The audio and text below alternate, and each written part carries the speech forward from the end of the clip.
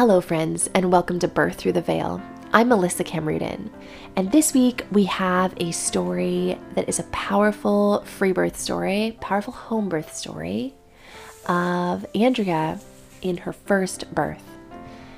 You know, lots of times we have to have one birth that doesn't go the way we hoped it would. Maybe we didn't know what the possibilities were, and then we get to have subsequent births that are in power and are beautiful, in peace. And it's always lovely to be able to feature a story that just starts that way. No trauma required. Enjoy this one. I'm excited to hear your story for the second time, actually. I've kind of heard it. I did hear it once in a birth circle, and we were we pregnant together in circle for a while? Yeah, we were. That's right. And so I've heard it a little bit and watched it, your evolution as you went through pregnancy. But it's a little different every time, right? Like with each telling, like the story, we remember different pieces, and each time you tell it, I feel like you learn something about your own birth story. So yeah, and I find the further I get from having given birth, the more profound it is. And the more I'm like, wow, that was just incredible. Like how amazing are our bodies and the whole process, like mind-blowing. Totally. I agree. Mm-hmm. So where does the story start for you? What's the beginning of this one? I would say it would be when I was 9. I saw my mum give birth to my youngest sister on her bed. So she was baby number 4 and mum's first home birth. But I was old enough to really understand what was going on. And so I'm just so grateful that I was there and experienced it, because I've had this unshakable belief in knowing that birth is natural and it's so possible and our bodies are incredible. And like seeing mum give birth, granted it was number 4, she basically sneezed and the baby was there, like there was nothing scary or dramatic about it. It was just beautiful and natural and calm. And so I hadn't really I always thought I would have children, but I had a bit of a rocky trajectory through my high school and 20s, and children weren't front of mind. I hadn't really planned ahead or dreamed about it. But when I finally partnered with my now husband, who is amazing, it was like, of course I want children. And at some point the calling got louder and I was like, I think it's time. And when I finally did become pregnant, I just knew that was what I really wanted, like deep in my bones. I knew I wanted a home birth. And coming from a very natural family as well, my mum brought us up with homeopathy and really healthy foods and things, and later trained herself as a homeopath and yoga teacher. So it's always been very central to my life as holistic health and an aversion really to the mainstream medical system, which, going through the process of preparing for birth, I had to really work hard at softening and allowing the hospital to be my backup if something went sideways, So that was a journey in itself. Mm-hmm. Was your partner, does he have a similar background as you? No, so Brandon's background's quite different. Home birth was completely new to him, and he knew probably what most people know growing up from the movies and what friends and families do, which is give birth in the hospital, Yep. So that was a stretch, and I'm super grateful as well that he was incredible. It took research and a lot of talking and a lot of opening to get to the point of him being comfortable or us being fully on the same page, but he was amazing. He was curious and open, and we got there. Mm-hmm. Yeah, it's everything you can ask for, right? Somebody who's just willing to learn with you and look at it. Yeah, totally. Because it's a lot of unlearning, like you said. Like our culture doesn't tell those stories. Yeah, definitely. And it's like you have to have all the tests. You have to know everything. You have to, and if you don't, then you're a bad mom or your baby's going to die or whatever. It's like very dramatic. It's very black and white. And so to not do those things is really sort of feels risky when you're. It totally does. That. Yeah. It does. And it's an illusion too. Like there's this perception, you do all those tests and then you'll know, but you don't know anything. You don't know. You still don't Yeah. know. And I'm like, what am I going to do with the knowledge if they're like, well, this baby is missing a finger, or is, like, are you going to get up there and sew one on? No, there's nothing we can do with that information. Yeah. That's the best question I have found, like for myself and for doula clients, is when you're considering an intervention of some kind, or even some diagnostic testing, like preventative testing, like a glucose test, or like, so what would you do if you have gestational diabetes? Would you do anything different than you're doing right now? Right? Yeah, if you get the ultrasound and whatever it says, would you do anything different? Would you terminate? Right? Yeah. If you wouldn't, then it's almost all they can offer. Yeah. Yeah. Then it just puts you in a more stressful state through the rest of your pregnancy. So stressful. So stressful. Yeah. Yeah. Mm-hmm. Yeah. So did you guys hire midwives? Did you go that way right away? So with mum, I've got an older sister and a younger brother and sister, and with my younger two, I went to quite a few midwife appointments through mum's pregnancies.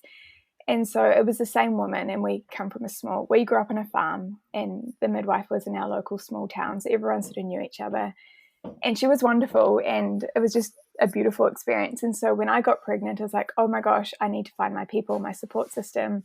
Post-COVID, in this hyper-medicalized world, I was like, okay, I need to double down and find my people.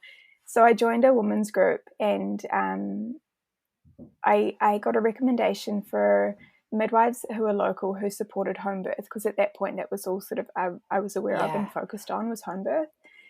And I'd also learned about doulas when I came to Canada, so at home I didn't know about them. And I knew I wanted a doula as well, but I didn't really know the difference or what they were. And so my plan was to get a midwife like mum and a doula as complementary to that. But soon after, my first 2 meetings with the midwives, I was like, oh, this is much more medical than I realized. I didn't realize they were governed by BC Health and had to, you were all kind of gauged by the same, I don't know, rule book or whatever. And so I was quickly backing out of that as I was connecting with my doula. So I hit the jackpot with my doula. I got Madison from Ode to Birth, who is badass and amazing and everything I could have wished for. So I sort of, I did stay with the midwives, more for Brandon's peace of mind as well, but I kept them at arm's length, and Madison was really our person. Mm-hmm. Yeah. Yeah. What made you hesitant about the midwives? It was just, it's a good question. I think I knew I would be offered certain tests and that kind of thing, but it was more, I don't know if forceful is the right way to go about it, but it was like informed consent, but it was also like very much encouraging you down a certain path.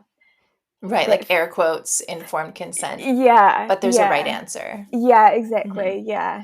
And a strong emphasis on what could happen if I didn't do certain things. And so they were lovely, and I know that they were doing their job, but it just didn't feel resonant for me. And so I went along to the appointments, and I didn't get any of the measurements or things from them. I was very, I sort of scrutinized everything they offered and declined everything, and then went to Madison and was like, okay, can we discuss this? Can I get information from both sides so Brandon and I can come to a decision together, And even that in itself, like coming from such a natural background, I had to work really hard with anything health related to really soften and have dialogue about it and be open to compromising and maybe getting an ultrasound or a blood test, because it wasn't just me, it was us making these decisions.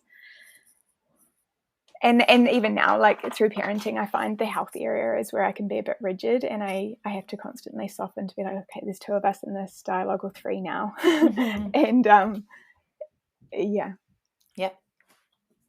It's the journey of relationships. Yeah. Yeah, definitely.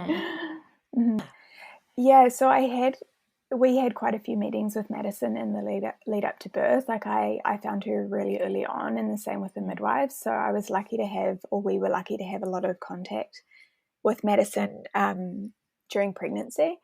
And she was such a wealth of knowledge and so great at sharing in a way that we were both hearing the same thing, and a great sounding board for when I was stuck and trying to share something with Brandon, or, you know, what,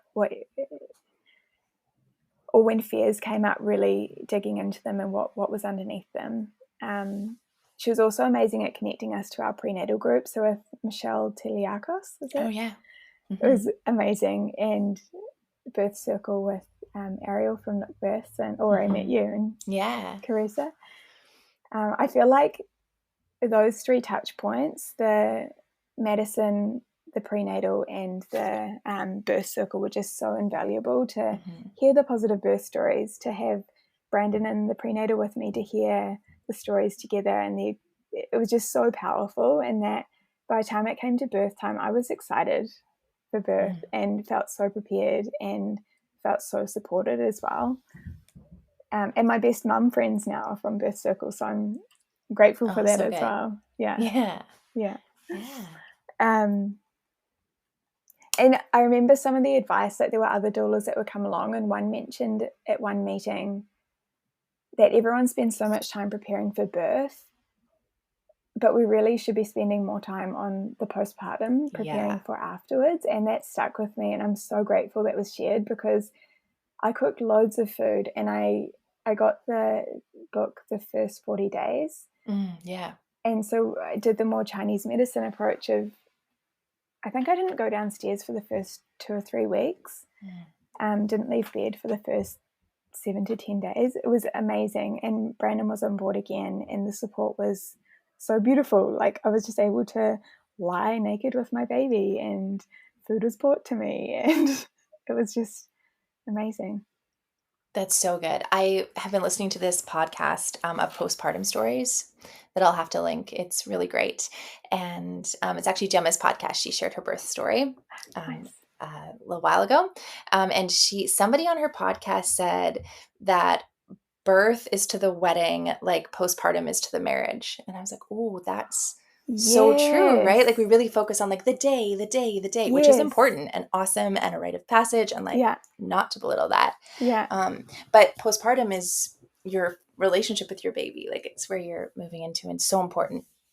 Yeah, and even setting yourself up for later, like menopause, and, you know, doing the healing now to be better and more balanced later is just like, oh yeah, that's really important.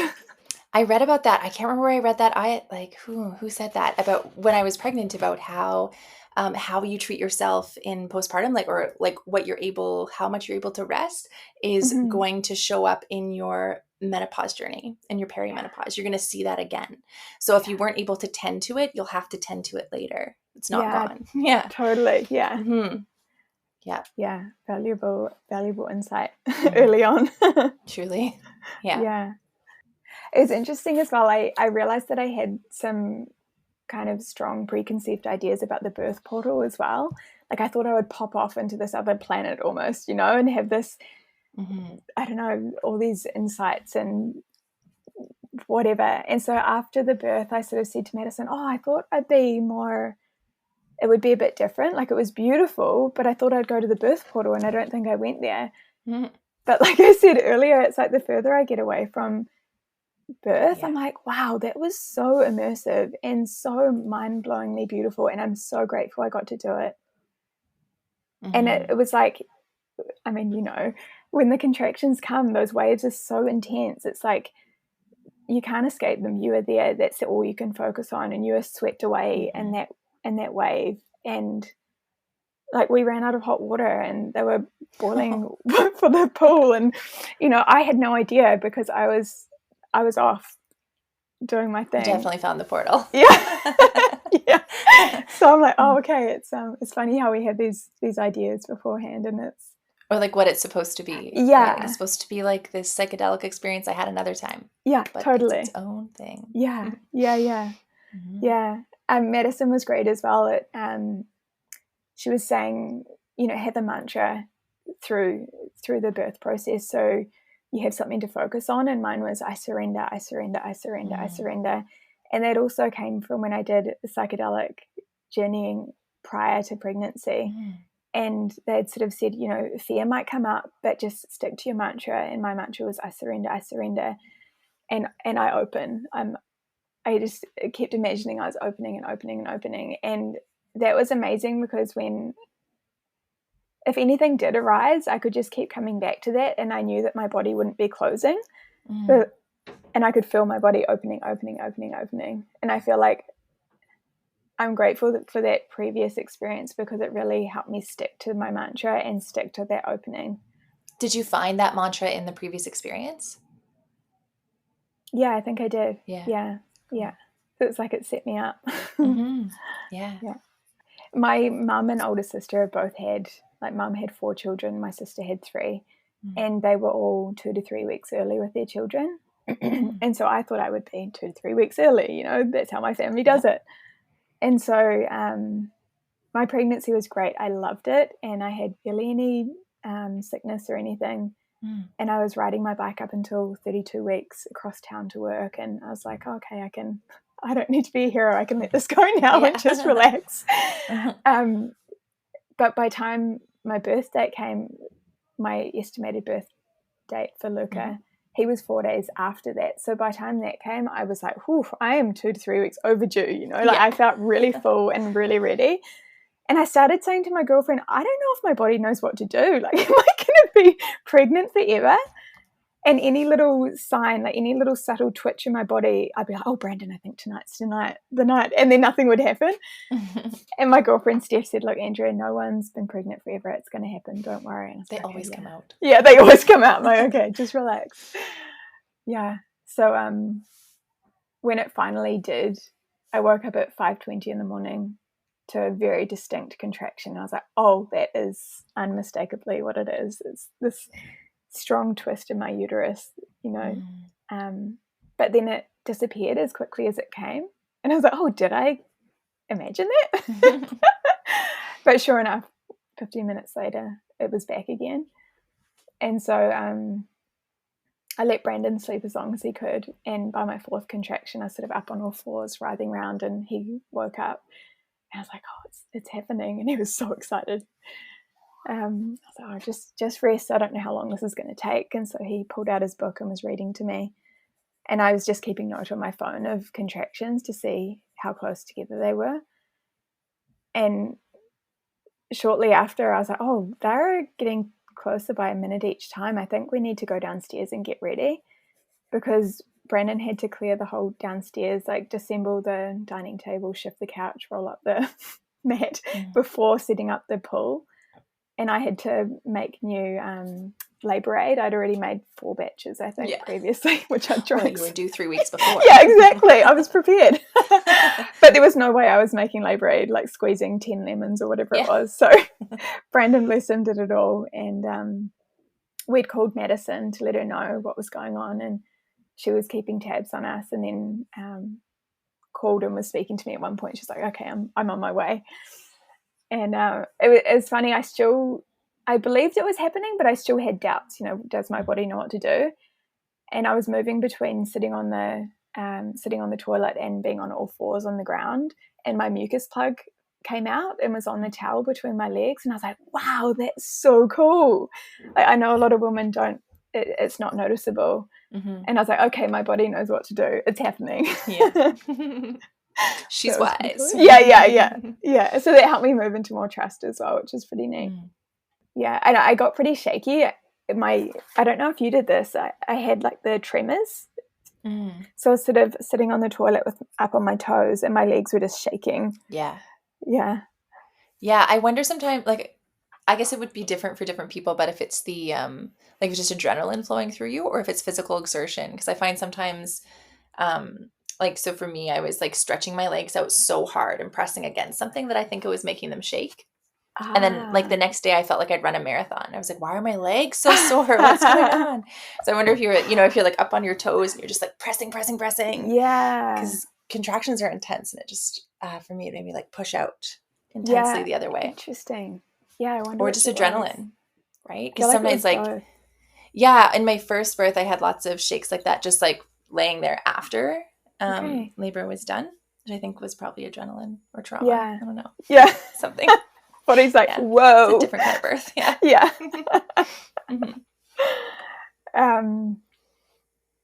Yeah, so cool. I'd That is asked pretty Madison. cool. I'd asked Madison as well years ago when I went to my first sound bath, and the crystal singing bowls were so amazingly resonant. Like we were laid on the floor with our heads towards the bowls, so you could just really feel it right through your body. And I was like, man, that would be really cool during birth. And so I'd asked Madison if she could organize that, and it turned out she played beautifully, and so she got some singing bowls and bought them, and she played for me. Oh, nice. And so through the contractions, like I found this voice that I'd never used before, as I'm sure most of us do. And she was playing the bowls, and then I could she would intensify the sound as my contractions intensified. And it was beautiful because I could just dissolve into that sound. So highly recommend for anyone who is curious. I didn't know that was one of her offerings. That's awesome. So good. Yeah. Yeah. And when so doubt around came up, like sorry. Around what time? So around what time did labor start, and then when did she come? So it started at 5:20 was when I woke up to my first contraction, and I think she was there by 10. So up until that point, it was Brandon rushing around getting ready, and me sort of moving between the toilet and the floor. And by the time she arrived, Brandon was pumping up the pool, and then they were doing all the things. Yeah. And Brandon was running to me every time so I could hold on to him. And then if he couldn't make it, she was there. And it was like the perfect pressure on exactly the right spot, on my back that I needed. Right. Which then it helped me tell Brandon what I needed when it was his turn, Yeah. So powerful and empowering. And I feel like I found my voice through that process, and also asking for what I needed more, like touch where I needed it, and how much pressure that was new as well to be so specific and just know exactly what I needed. Also so cool that you can then carry that skill into your life. Yeah. Like that's now your mother's voice. Yeah. Your mothering voice, and for yourself, like to say what you need in whatever situation. Yeah. You get to keep And I feel skill. like a psychedelic journey or a medicine journey, whatever, it's again the integration afterwards. You have to consciously apply it, or else I think it can just otherwise it's just a one-off passing experience. Yeah. So that's a daily a daily thing to practice. Truly. And you were saying when doubt came up. So I really only had one really specific moment where I was like, oh gosh, and it was when his head was crowning and I had that ring of fire, and I put my hand down there and I was like, oh my gosh, like I am so huge right now. Like, how is his head? I could feel his head. How is it going to fit through that small gap?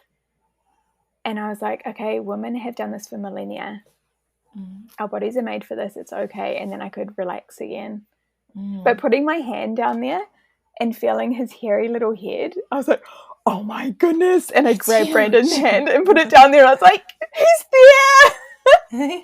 Like, wow. Yeah, what a trip. And the bag didn't break until I stood up after giving birth. So the pool was very clear and clean, which was not what I expected. So was he born in his amniotic sac? Like, was it around him when he came out, or he came out of it? Yeah, he came out of it, but the fluids didn't come out until afterwards. You mean blood and like that kind of fluid? Yeah, I follow you. In one of my births, my water birth, actually, I had the same thing. Like, I held the baby for a long time. The pool was totally clean and clear, and someone was looking at photos much later, and they were like, oh, so did you like get out, refill the pool, like for pictures? I was like, no. Just happens like that sometimes. No blood until the placenta came out much later for me. Yeah, funny, eh? Yeah, otherwise just clear amniotic fluid, which you can't see in the water. Yeah. How long would you say you were pushing for? I think I was in active labor for quite a while. So I I didn't answer you before. The contractions began at about 5:20, and he was born at about 5:20 a.m. and he was born at 2:30 p.m. That's actually very fast. So pretty fast for a first baby. Yeah. Very fast. But the pushing, I think I was pushing for a lot of that, or it was an active labor. But the real pushing wasn't until I was in the pool. So I don't know. Yeah. And how did you know, like, so did you feel pushy before that? Like you kind of felt like you wanted to? I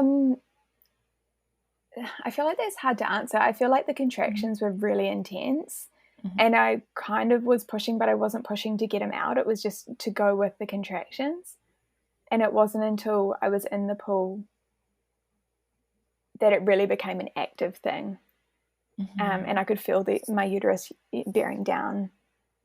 Yeah. And what was your experience of the pushing? Yeah. Like compared to early labor, active labor, pushing. Yeah. What was your experience? I feel like a lot of women early on get hints that they're going into labor, and that they can have a day where they're walking around doing things, and then it intensifies. Whereas I think I quite quickly went into more intense contractions. But the earlier ones were definitely a lot less, obviously, than the later ones. I feel like it's kind of like, this is a really bad example, but like vomiting.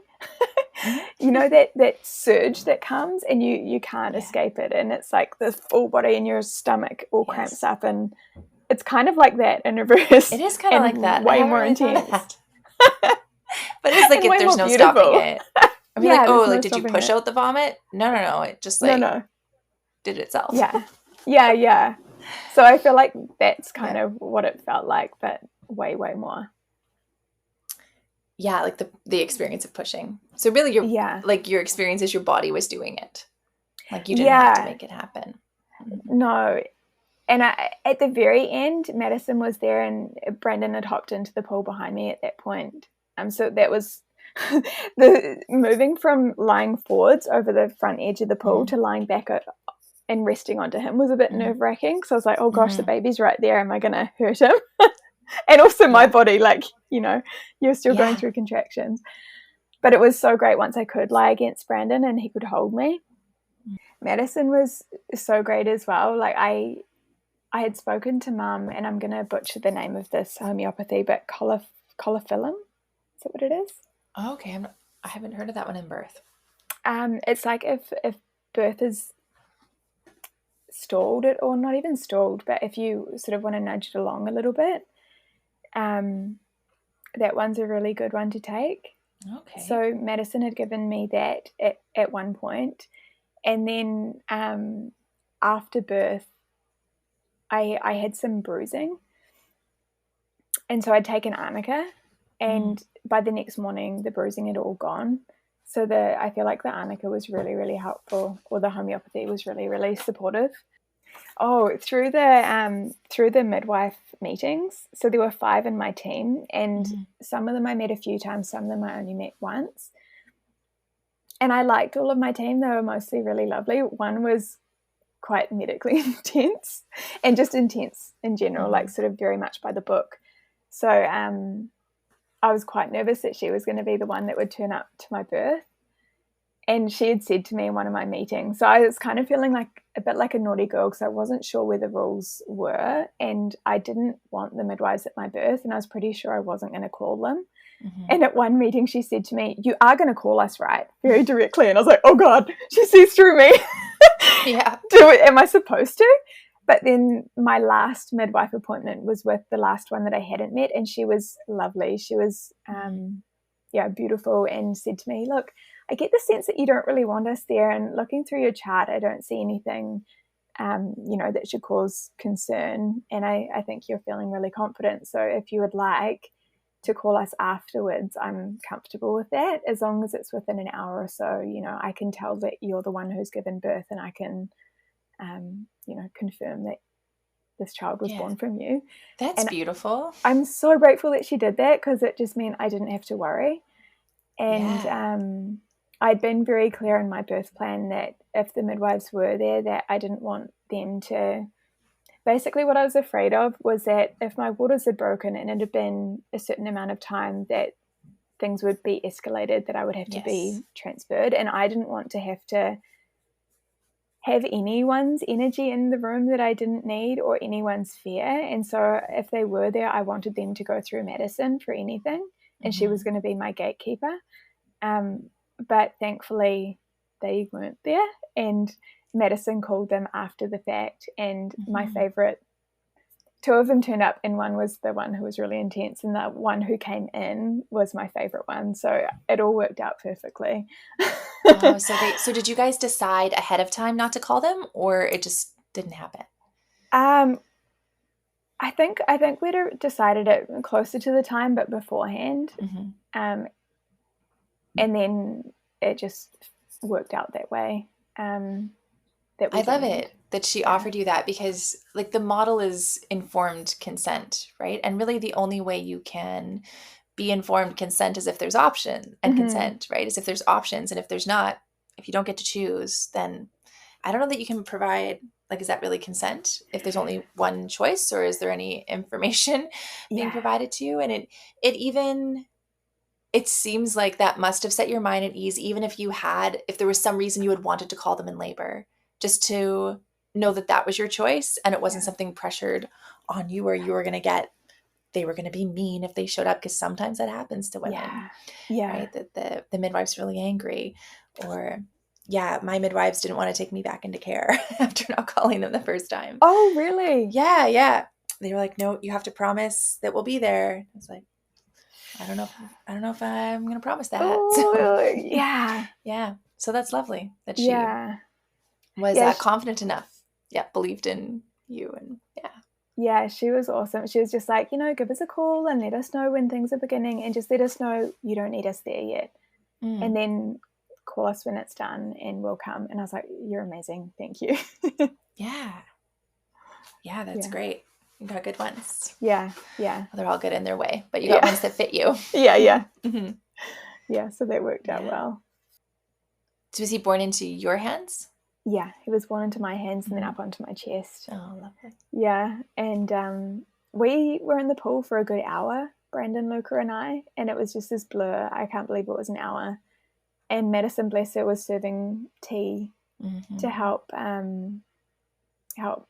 the placenta release. And so we were in the pool for a long time, and then it was getting cooler, so we hopped out. And when I stood up and was stepping out of the bath is when the sac came out and any blood. And placenta? Or just... No. Then I squatted on the birth stool, holding Luca. And it didn't take very long. And there was not a crazy contraction, just another contraction, more subtle. Yeah. And I sort of tugged the cord a little bit and my placenta came out. And man, placentas are amazing. So cool. Oh, so cool. Yeah. And then Madison served tea to help, I guess, close off the bleeding. And I love treats. That tea. Oh yeah, it's nice. Hey, is it marshmallow? Is that the one? I don't actually remember what's in it. I think there's like some cinnamon and like really warming herbs. Yeah. I think warming and yeah. But I don't know, like I've never had it outside of postpartum, but every time I'm like, that's the thing I want. So good. Yeah. Yeah. And like little treats to get my blood sugars back up and things. Yeah. Just an angel. And then what did you guys do how did you cut the cord, or when did you do that? Yeah. So then we transferred to the couch, and the midwives must have come in soon after that. Once I was we were all settled, and we waited until the cord was completely flat and white before we cut it. And so Brandon cut the cord, which was nice. And it was pretty cool. The midwife, she showed how the placenta was connected to the sac, and then where it was connected to my uterus. Just so fascinating. And then the midwives didn't stay too long. They sort of did what they needed to do and left. And then we just had this beautiful window of time where I had Luca on my chest on the couch, and Brandon was playing the guitar and singing, and Madison was sitting on a stool at the kitchen island, and we were having bubbles and just like talking about the whole experience. And it was just so beautiful. I didn't want Madison to leave. It was like our little bubble, which is so nice. And they served bone broth and all the healing yummy things. Yeah, and you're still in the same day. Yeah. You're still like, it's just the afternoon. Such a trip. Yeah. And eventually, and I had a shower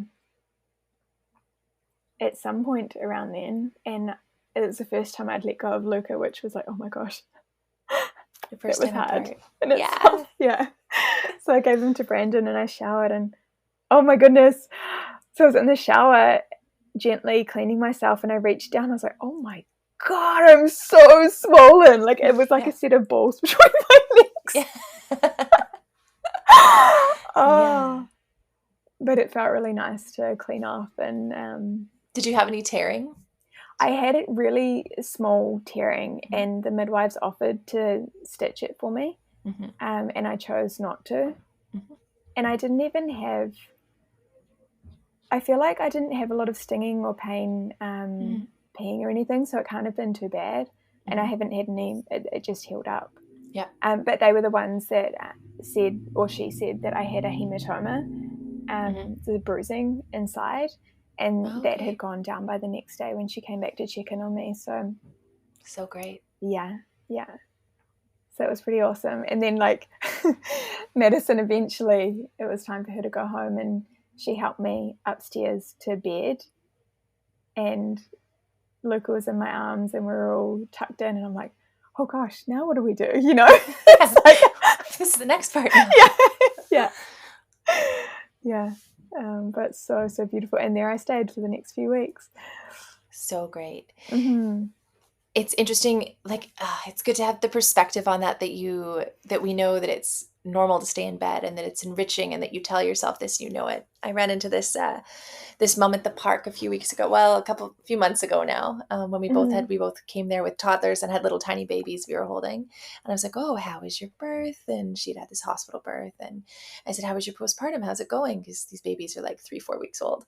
And, it must've been a bit more, maybe 2 months old.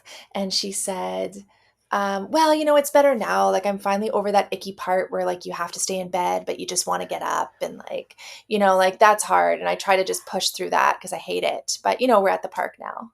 Like, oh, that's such a different, like I had a similar, like had to get out of bed, didn't really get the postpartum experience that you get a postpartum experience, but not the in bed one this time. Yes. And whereas I was like, oh, I missed out on that. And she's like, get me out of here. It's funny, it's all perspective. Yeah, it's true. Yeah. We kind of had a similar postpartum, but we're lamenting it for different reasons. Yeah, totally. Yeah. And I guess was yours because you have other children, like you're... Yeah, like my baby was born at 37 weeks, and I thought it would be closer to 40, and so I like had nothing prepared, and the people that were going to come couldn't come and help, and we didn't really have a community here, and my husband had this work project, he had to go back to work right away, and so it was kind of a crazy time. There's always something to learn and medicine in it, but it's not what I had planned or what I thought was going to happen. And I like really think the lay in bed and embrace that feeling of your body wants to be in bed is the way, if you can. Well, I also am mindful that if and hopefully we do have number 2, that might look different as well, like I might not have that space and time.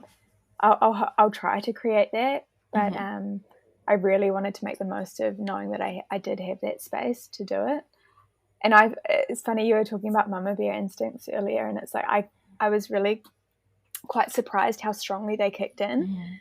I was so protective of Luca, and I sort of made it clear that I really I wanted it just to be us for the first few weeks, and then people could come visit.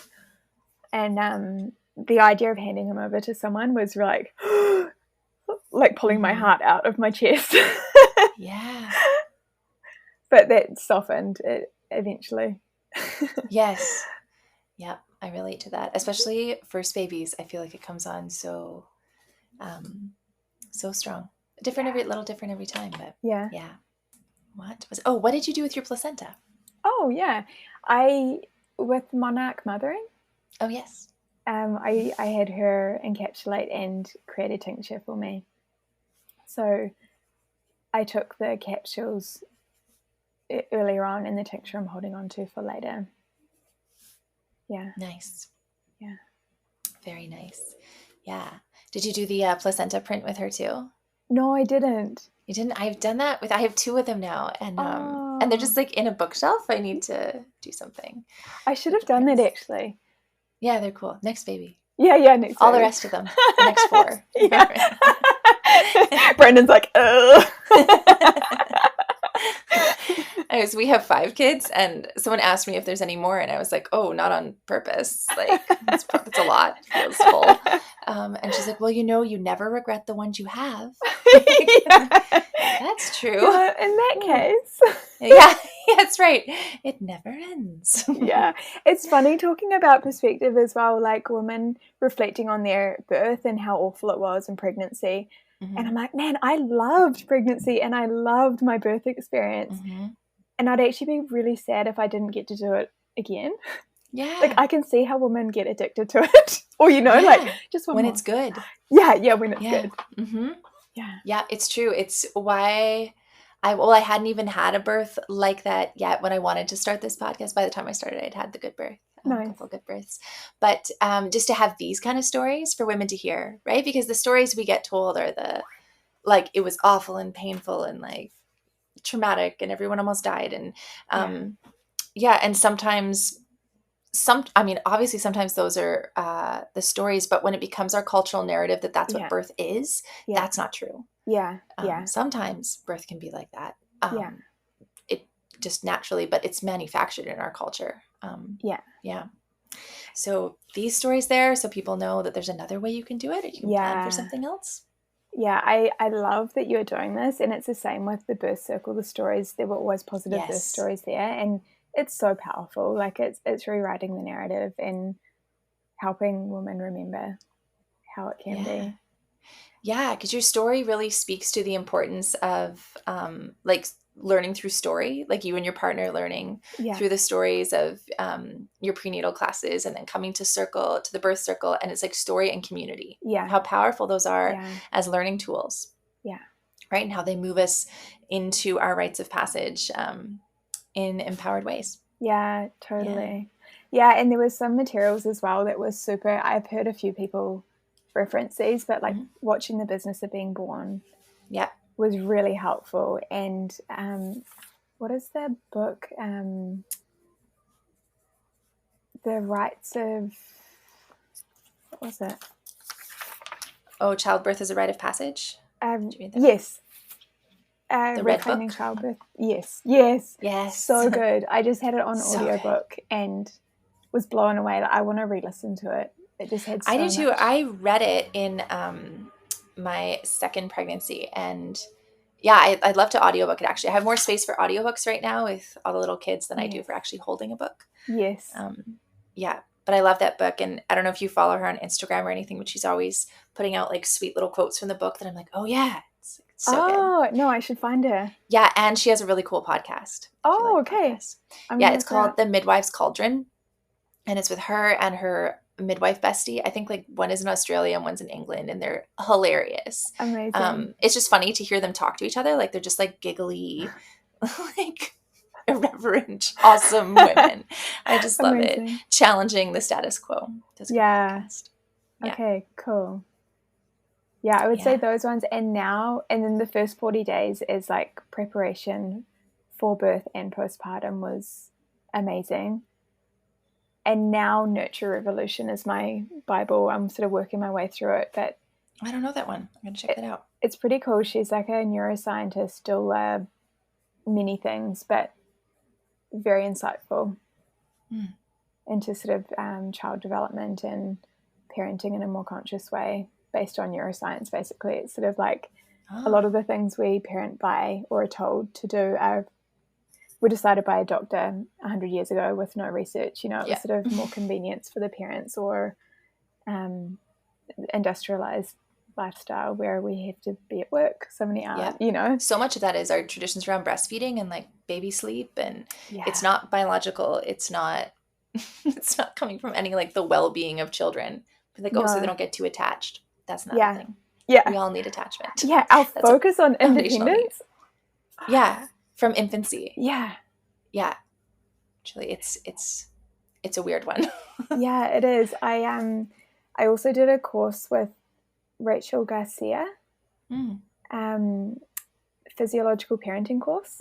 Okay. Which is also, it's all of this stuff, but really powerful, really beautiful. And she goes through the different pillars, sleep and nutrition, and I forget the other ones, but she's amazing. So I forget what her platform is as well, but the physiological parenting course with Rachel Garcia is amazing. Okay. I think she does it once a year. Yeah, I love those things. It's like you said, we tend to we'll spend our money and focus on preparing for a baby, like all the newborn things. And then some of us will on prenatal classes and like a couple things like that. And then you're just like winging it. I mean, you're winging it anyway. Parenting's crazy. Yeah. But like a little bit of support in that, even like, a physiologic baby sleep course and a breastfeeding thing. And I love these parenting resources you're sharing. I'll have to check them out. Yeah, thank you. I found them super helpful. Yeah. Oh, anything else to add? Any more details from your story? Oh,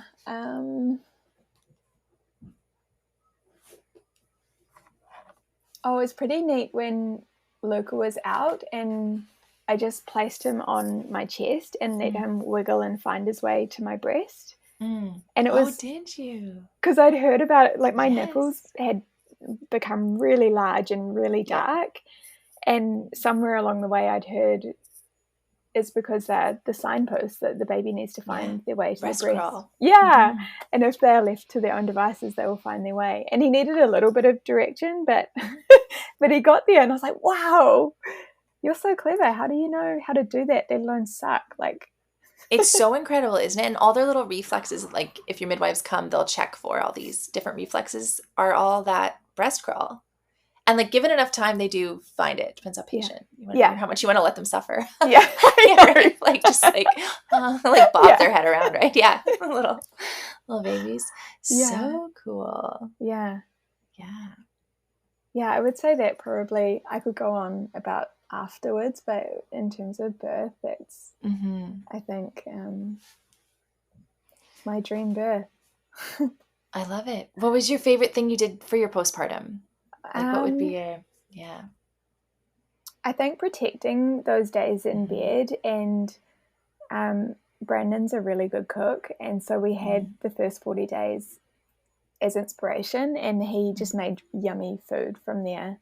So good. And I would say just being prepared food-wise and protecting that time and feeling supported in postpartum was just the best. Yeah. So good. It's like soul nourishing. Yeah. And of course Madison again would pop by and she would have like, I don't know, some treat that she had made that was healing to support something.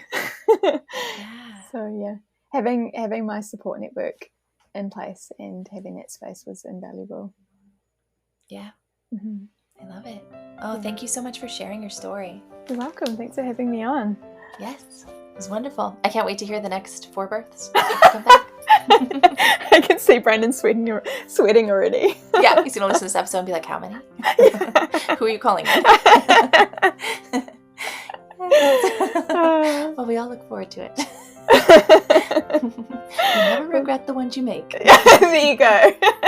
I'll tell him that. We'll make a t-shirt.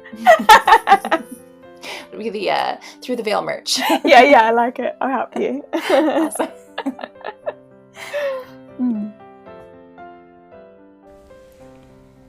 Thanks for listening.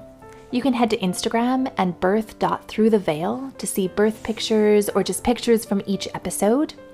The show notes have links and more ways to connect, along with the link to submit your birth story. I would love to hear it.